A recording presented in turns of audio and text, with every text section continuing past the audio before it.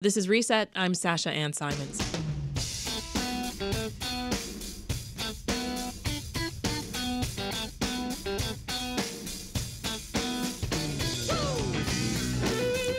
We are listening to I'm Feeling You by Chicago blues and soul guitarist and singer-songwriter Ronnie Baker Brooks. It's a track off his upcoming album. Now, if you remember the last time Ronnie was on Reset, back in June, he exclusively shared the title of his album with us. It's called Blues in My DNA, and the album drops next week on October 11th. So we had to bring Ronnie back on the program to talk about this latest project. Ronnie, thank you for being here. Thank you for having me, Sasha. Congratulations on the album. Thank you. Thank you so much. Really exciting news, right? Yeah. Over the summer when we checked in with you about the Chicago Blues Fest, you mentioned then that your album was already done, right? So how do you feel now? We're just a week away from the release. I know, it's almost like having a baby. You don't know what that feels like. Well, I mean, I know the anticipation. Right.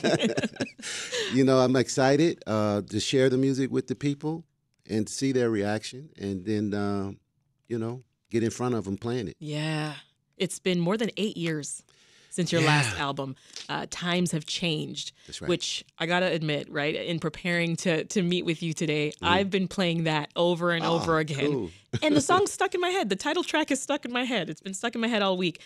I want to hear the title track of your new album, though. I see that you've got your acoustic guitar with you. I'm not going to ignore that for too much longer. Okay. I would love for you to sing it for us live. Yeah, I will do it. You want me to do it now? Yes, This go right is the ahead. title track off my new record, Blues in My DNA.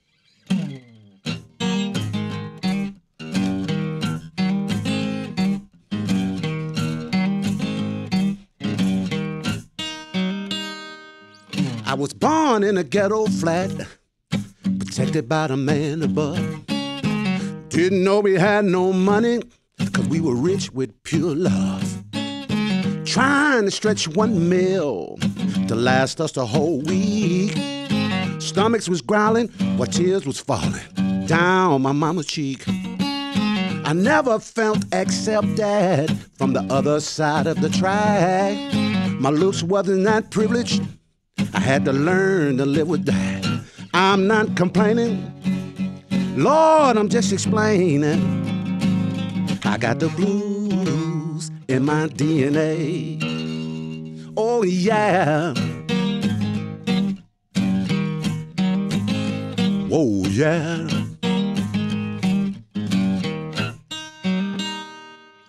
Trouble, trouble, trouble, living life with despair. I came a long, long way just to get right here.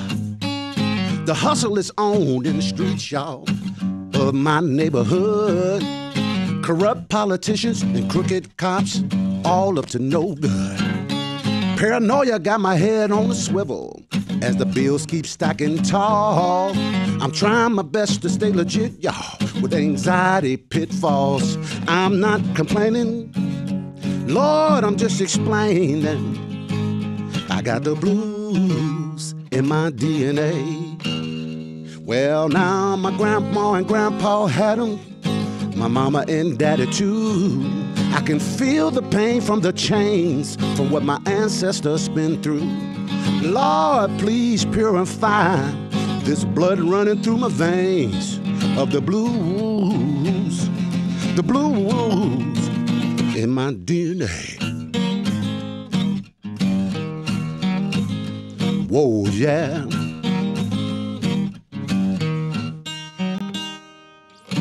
Every day has been a lesson in this life I live. The blues has been a lesson to turn bad into a positive. It's got to get better, y'all, with self-accountability. Reverse the curse that been casted on me and my family. I'm gonna look into the mirror with this love from this healing, keeping the faith with every piece I break of this invisible glass ceiling. I'm not complaining, Lord, I'm just explaining. I got the blues in my DNA. I'm not victim blaming, Lord, I'm just explaining. I got the blues in my DNA. Oh, yeah. Whoa, yeah. Hey, I got love in my blood, y'all, with blues in my DNA. I got love in my blood, y'all, with blues in my DNA. I got love in my blood, blues in my DNA. I got love in my blood, y'all, blues in my DNA.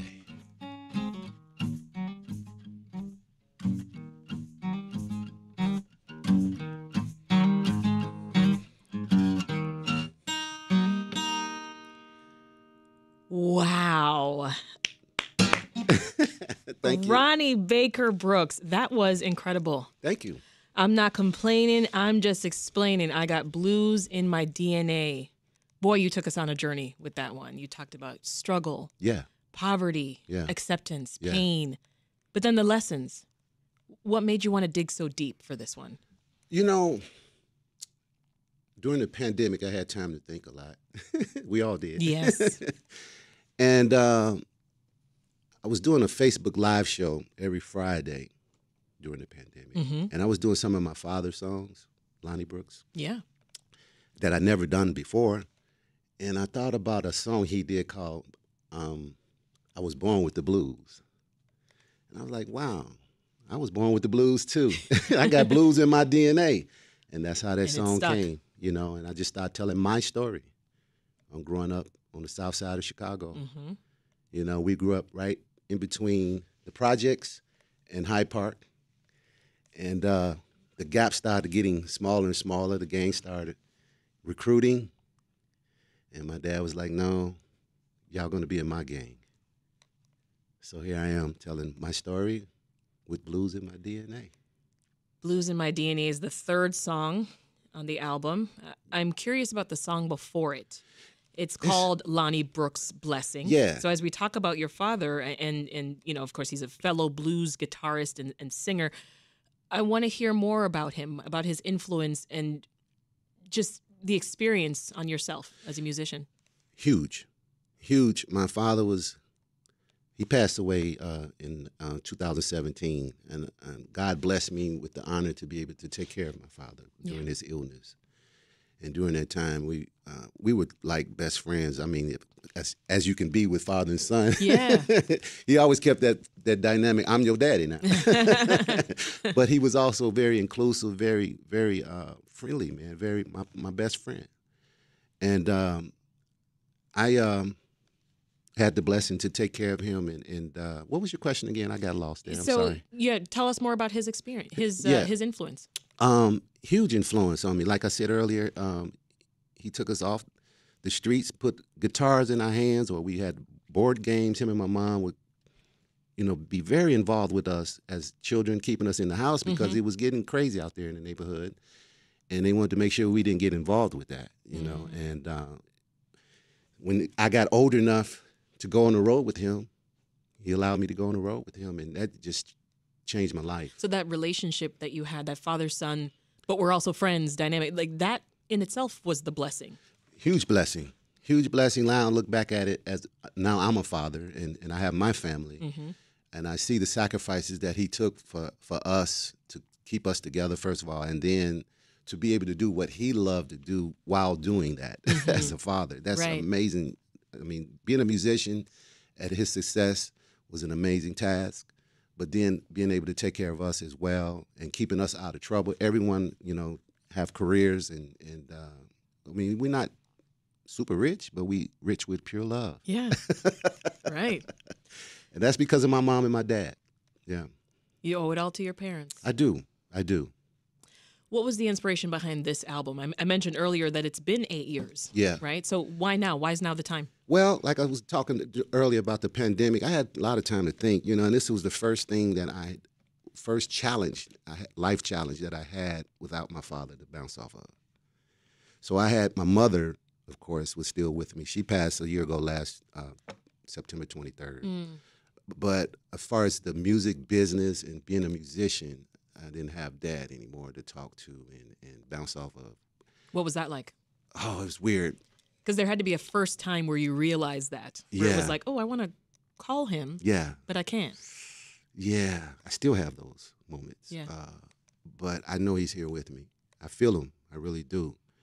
And I was thinking about, like, when I was doing his songs, doing those Facebook Live shows, I was thinking about all the memories that came with that, because I played on several of those songs with him, and they were on Alligator Records. Yeah. And I started thinking, like, wow, you know, my first time playing on a record was with Dad, the live record here in Chicago, Bayou Lightning Strikes. That was on Alligator. Mm-hmm. First time I sang on a record was on the road Satisfaction Guaranteed album. That was on Alligator Records. That's the first record I wrote that was published. That was on Alligator Records. I was like, well, and then my manager, John Bonsamito, was saying, man, you know, let's set up a meeting with Bruce Iglar from Alligator. There's a lot of history there. Mm-hmm. I know your goals, what you want to do, and it would be good to at least listen and talk with him, because a lot of the history was there at Alligator in my early days in my career. And then he set up the meeting. And you officially joined, what, last August? Yeah. August 3rd. I never forget, because that was the day I started with my dad, August 3rd, 1989, officially. I was with him from, you know, beyond that, well, since I graduated from high school, but officially, I was his guitar player August 3rd, 1989, and I signed with Alligator August 3rd, 2023. Wow. And this blues in your DNA, I mean, it doesn't just end with your dad. I mean, you have siblings who are musicians. Your brother, Wayne Baker Brooks, is a blues artist. Yeah. Your late sister, Jackie, was a gospel singer, I hear. Yeah. I mean, what was it like to have so much music in the family? That's what kept us out of trouble, to be honest, Sasha. It was always music in the house. Dad would include us when he was writing. You know, he would we have a reel-to-reel with recordings of us, you know. Oh, that's so cool. Yeah, it was great family moments before the, you know, YouTube and all that. Before you could vlog and post it for the world. And looking back now, it was so much fun. I didn't, you know, like I said in the song, I didn't realize we didn't have any money, you know, because it was so much fun. And my dad was a great cook. He even taught my mom how to cook. And I'll never forget, my dad would cook red beans and rice. It would last us a whole week, man. You made that stretch. Yeah, and it didn't give you gas. What? I don't know what he did. I'm serious. What kind of beans were those? Red beans and rice, man. He would put these nice sausage inside of the rice, man, and make some cornbread. Ooh, making me hungry now. Oh, my goodness. All right, it's time for another song, Ronnie. Okay. This one is Accept My Love.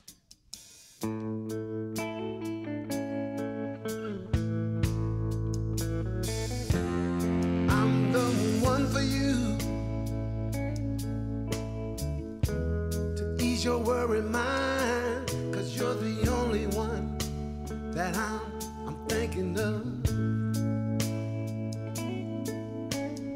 Open your heart just one more time. I'm loving the slower vibe of this song. It's almost feeling like a ballad. Yeah, it is. Do you like writing these? I love them. I do. My mom. You get to be really vulnerable. Very vulnerable. Yeah. The hard part is getting to that place, and then once you get there, learning how to cut it off. How does that work for you? I'm still learning. The blues is the truth. You know, when you're vulnerable, it's the truth. It's you. It's almost like you naked, you know? And the hard part is, like I said, is coming off of that, like when you come off stage and you get back to reality and you got to lock up that heart again. And Sometimes. Pull it out when you need it. Yeah, sometimes. So what's it like? We talked about Alligator Records just a little bit there, but you've now joined the same label your father was a part of. Yeah. That's big. It's huge. Huge for my family legacy. Was it an easy decision? No, it wasn't, because I have my own label, Watchdog Records, and because of my, you know, early days of learning, being around, you know, my dad, and I got to see how to make records. You know, I got to see how all that done, working with Dad. And when I decided to do my own record and put it out myself, I got busy with that. You know, my mother and my sister helped me with that, you know, getting that started and keeping it going. And, you know, it was time for me to take another step. Mm. You can only do so much by yourself, I believe, you know. And one of the first steps was getting my manager, John Bonsamito, you know, because I never had a manager prior to that, you know, prior to him. He's my own first and only manager. What's that been like? Because that's, great, that's a you know, big change. Good. I would say JB he's very wise in the industry. He knows what's going on. He worked with one of my heroes, the great Albert Collins. Mm-hmm. You know, he was his manager. He was Kev Mo's manager. So he knows the business. You're in good hands. I'm in great hands. But the most important part, he's my friend. I can be vulnerable with him. You can trust him. Yes. That's important. Yeah. If you're just tuning in, this is Reset. I'm Sasha-Ann Simons, and we are talking with Chicago blues and soul guitarist, singer, and songwriter Ronnie Baker Brooks. His new album, Blues in My DNA, drops next week on October 11th. Time for another track. I want to listen to Robbing Peter to Pay Paul. I got the blues so bad till I don't know what I'm gonna do. I got the blues so bad till I don't know what I'm gonna do. I've been robbing Peter to pay Paul when I steal old John too. Who doesn't know about robbing Peter to pay Paul? Oh, yeah. Man. That's a good segue, too, because I wrote that song talking to my manager, who is John. Oh, okay. It's all connecting for me now. Yeah. So, That's wonderful. You came up in blues through your father. You talked about how lucky you felt because you got to see a lot of the blues greats in their prime when you were coming up. There was once a time when there was a ton of blues players out there, but you've also talked about how the 90s was kind of a transition period. it was. Because people began to pass away. So where do you think that leaves the blues right now? Is this still feeling like a period of transition? I guess so, because I witnessed the greats of that generation in their prime, and they're no longer here. So for me, adjusting to that, and then me having that stage, or my turn up. Yeah. It's time for me to. It's on you now. Yeah, well, not all by myself, but yeah. From my part of my story, I have to let the people know about those people, that inspired me and did so much for this music, And I always say the blues is a healer, and those people helped me learn that, I've been around them and rubbed their shoulders, picked their brains, and played with them, and a lot of them inspired me. And like the Queen, Coco Taylor, she told me, learn everything you can from your dad, because one day you're going to have to keep this music alive. I didn't think about that at that age, but looking back at it now, it's like, whoa. That's she an knew important lesson. Yeah, and she was always like a motherly love thing came over me with Coco Taylor. She was like my blues mother, and just to have that in my pocket, I have to share it, In hindsight, I mean, do you think you were paying closer attention than you realized you were? I was. I really was, yeah. Because I think now you probably can remember a lot of things that he went through, that you witnessed. Yeah. Young as you were, right? I going through it at that early age, I knew something was special, and I didn't realize the impact that these artists had, or even my dad. I never forget, we're here at Navy Pier here, right? Yes. When I was about 12 years old, my dad played the Chicago Fest. It was right here, probably where this building is. And I remember, this was the first time I saw my dad play in front of thousands of people. Now, when I played with him, I was 9 years old, first time on stage. It was in a small club. Wow. It was a small venue, But I remember coming out here to see my dad and have him having the people mesmerized and like, whoa, this is my dad. People excited to see your dad. Like, this ain't the same guy I was just on the floor wrestling with at home. Or eating red beans and rice with. Right, yeah. and it just blew my mind. And I never forget this moment. He came off the stage, and at the time I was playing, but I had kind of quit to play basketball. I said, Dad, I could never do that. And he put his hands on my shoulders and looked at me in my eyes and said, yes, you can. You can do it better. Mm. And that stuck with me. All of those moments stuck with me, from being around him. What do you think your kids are experiencing? I mean, are they seeing people go nuts over you and thinking, oh, well, that's just my dad? Yeah, but I don't know. That's a good question. That I try not to. I try to just be dad with my daughter and my kids. I don't look at it that way. Like, if they're looking at it like I did, Like, my dad's a superstar. I don't know. I just try to be the best dad I can be, That's fair. More music. Here is Stuck on Stupid. Uh-oh.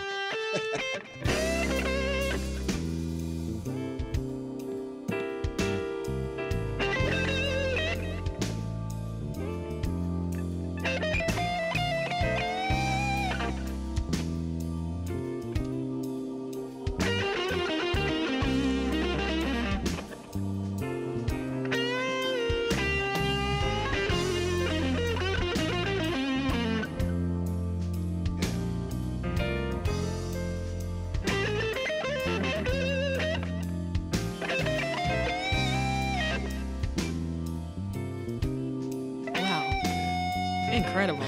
Oh, my goodness. I can listen to that all day. Thank you. Do you feel a sense of responsibility now that you've got to continue your family's big blues legacy? Sasha, I used to think that it was an obligation. Now I feel like it's an honor. It's an honor. Yeah. Yeah, it's a big responsibility.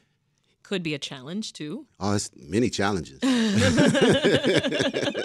That comes with it. But, the reward is awesome. I got to play with my dad all over the world, doing something he loved to do, and I'm doing something I love to do. I got to play with my brother. He's doing what he loved to do. That's so special. Can't beat it. Are there any fellow blues artists or up-and-comers that you're finding inspiration from today? Yeah, always. That you want to shout out? Shout out to my brother, Billy Branch. Billy Branch is from here in Chicago. He's in the studio now doing a record, and he asked me to be a part of it. And nice. It was an awesome moment to be in the studio with Billy. And he's got a really good record that's coming. And I find inspiration. Billy's been very important in my growth as well. Mm-hmm. Because he played on my dad's first record on Alligator, Bayou Lightning. He's playing harmonica on it. Okay. And I knew him before he knew me. And I always tell him that. And, so Billy's been a huge inspiration. My sister, Shamika Copeland, who's on Alligator as well. She's been like a really blues sister, like my real sister. Yeah. And our engineer's a big fan. Yeah. We you can't talk to everyone about what you go through in this business. And by both of us having a father, her father is Johnny Clyde Copeland, he passed. Mm-hmm. And my dad was Lonnie Brooks. We can relate a lot. And we both musicians as well. So she's been a huge inspiration too. That's awesome. Well, can listeners expect an album release show at all? Yeah. Yeah? October 18th at FitzGerald's. October in Berwyn. 18th. Yeah. Okay. A CD album release party. CD, no. I can't think of that. Not anymore, Ronnie. Album, record, or whatever it is. Oh, CDs. What a time that was. I know. Seemed like yesterday. You going to be back on the road anytime soon? Yes. We got many dates on my website, RonnieBakerBrooks.com. We're getting out there to support it. I'm headed to the Blues Cruise. Nice. Later this month. And then after I get back from there, I'm going back to Europe. Oh, good. I don't know if you've seen, it's a clip of a kid, 12-year-old kid playing the blues, Toby Lee. No, I haven't. So you're going to be playing with Toby? No, I just going back to that festival. Okay. We played together. Someone filmed us with a phone, and it went viral. Oh, really? 18 million views. Oh, my goodness. That is incredible. So you're going back? I'm going back there, and then I come home and hit the road. Well, come that back is to America. Pretty awesome. We are so glad to have you here. That's Chicago blues and soul guitarist, singer, and songwriter Ronnie Baker Brooks. We really appreciate you making the time. Thank you for having me. And for playing in studio. Thank you for all you do for this music, too. What a treat. Thank you so much. Appreciate My it. pleasure. Let's go out on one more song. This is My Boo. Yeah.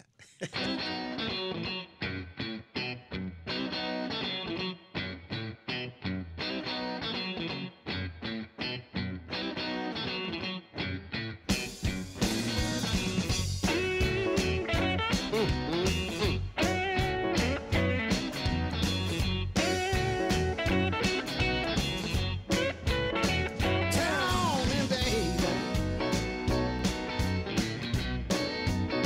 can I be you? Tell me, baby, what do I have to do? Well, I'll give up my lives just to have one with you.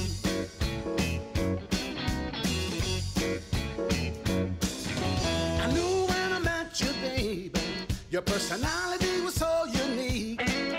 Your smile lit up my heart. I was blinded by your physique. The way that you carry yourself made me know for sure I never ever met anyone who made me feel